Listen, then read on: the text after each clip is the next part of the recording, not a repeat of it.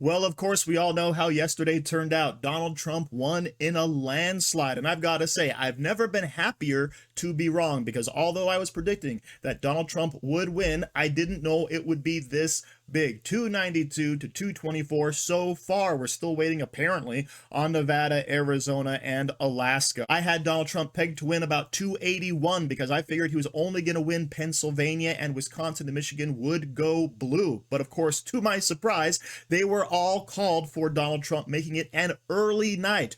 Relatively, because even though into the wee hours of the morning, MSNBC and CNN were still holding out hope that there would be a midnight ballot dump and all those votes would come flooding in for Kamala Harris, just like in 2020. But luckily, it didn't happen, because I believe the Republicans had an excellent ground game going on, and we were on the lookout for all of the usual shenanigans. Of course, what makes this victory even sweeter is not the fact that we could get over 300 with Nevada and Arizona and Alaska coming into play, but the simple fact that Donald Trump also has won the popular vote, right? 71.8 million votes to 66.9 million votes, right? Almost a 5 million vote difference between Kamala Harris and Donald Trump. So that, of course, makes this all so delicious, because now the left has no leg to stand on. The American people clearly wanted Donald Trump over the horrible candidate Kamala Harris, but more on that later, because right now we of course want to soak up all the tears from the left that we possibly can. So let's go ahead and check out these clips. But before we get to the videos, please like and comment so we can break through the algorithms. Here we go. Welcome back to The Daily Show. It hasn't been completely called yet. We don't exactly know what all the results are going to be. Our time is running out. I do want to very quickly send a quick message to all the pollsters, the election pollsters. Blow me. I don't ever want to from you again, ever. I don't ever want to hear, we've corrected for the overcorrection of the voters. You don't know shit about shit. And I don't care for you.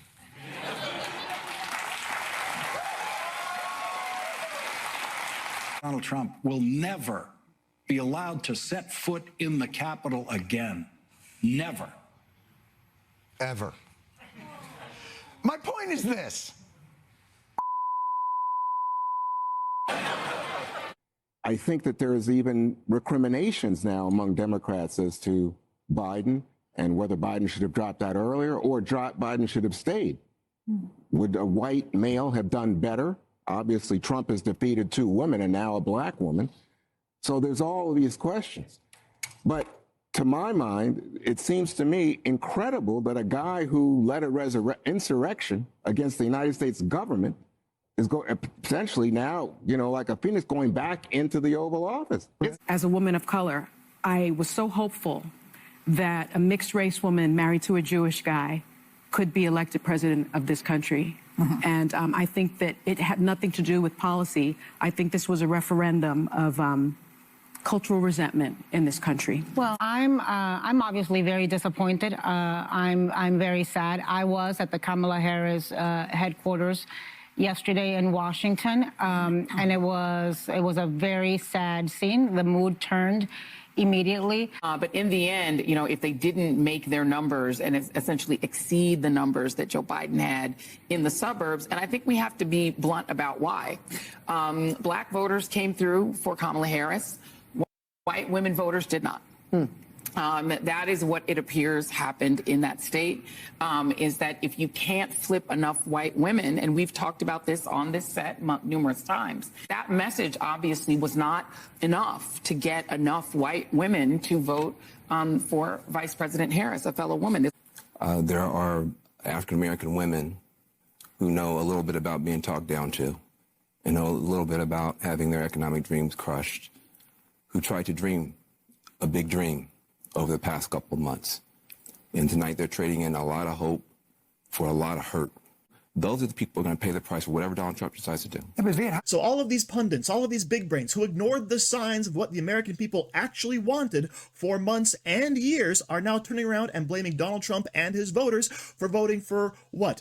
Misogyny, unwilling to go for a black woman. All right. They're going to endanger all the illegals. That, of course, is all ridiculous, because guess what? We don't care what color or sex the person is. We care about their actual ideas. And if you're not going to secure the border, you're not going to strengthen the military, you're not going to go out for world peace, you're not going to go ahead and make our economy better for every single American, we don't care about you. We don't want you in office. That was the mandate laid down. And even right now, when it's smacking them in the face, they just don't get it, right? All of your identity politics is done. It's over. No one cares about any of that anymore. We care about common sense solutions to all of America's problems, right? These are the things that matter. And these are the only things that Donald Trump talked about, because Kamala Harris didn't have an answer for any of it, right? Price gouging. She was a middle-class kid. That's all she had and nothing else. And everyone saw right through it because she was so transparent. And speaking of Kamala Harris, this whole fiasco is on the Democrat Party's shoulders, right? You selected the least popular candidate in the history of America to replace another unpopular candidate. You didn't leave it up to a primary process. You simply just selected them. That's what happened. You gave no say to your actual voters. And is it any surprise that she didn't have as much support as she possibly could have? I mean, after all, she did not win one primary when she ran for president all the way back in 2019, all right? Do you remember that? Do you remember how she dropped out before the race even started? And the only reason she got as far as she did, aside from certain favors for Willie Brown, was the simple fact that Joe Biden wanted a DEI hire. He specifically wanted a black woman, and that's what you got, and you tried to make her out to be more capable than she actually was. And of course, it was a complete disaster, so thank you, Democrats, for doing that, for having Joe Biden be your candidate who was so awful that you replaced him with someone even worse. So this victory for Donald Trump is on the shoulders of the Democrats. And of course, this is something that even Joe Scarborough can recognize. Political bedwetting gets you exactly this. You don't want to do that. At some point, Democrats are going to have to confront some realities that they haven't wanted to confront in the past. They didn't want to confront the past issues on the border. It took them too long to confront that. We talked about a transgender inmate ad that ran 30,000 times that the Democrats refused to respond to, despite the fact it was Donald Trump's own policy, because I guess some people in the campaign, and we talked about this before, thought it might be, maybe they were too woke to actually respond to a false ad, and maybe they were afraid that they would be attacked by their own base.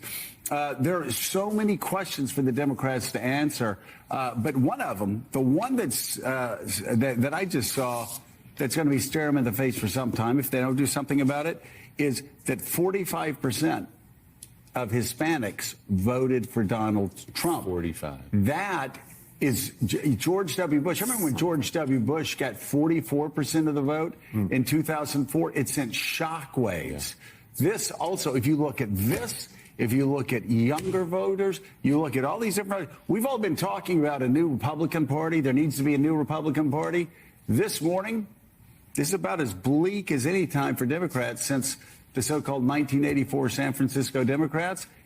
It's time for the Democrats to take a good, long, hard look at how this happened. And if they just say Trump bad, Democrats virtuous, they're going to keep losing, because this, again, is so widespread. This is not about just Donald Trump. This is about the Democratic Party and being radically disconnected from the rest of the country. Look at the map.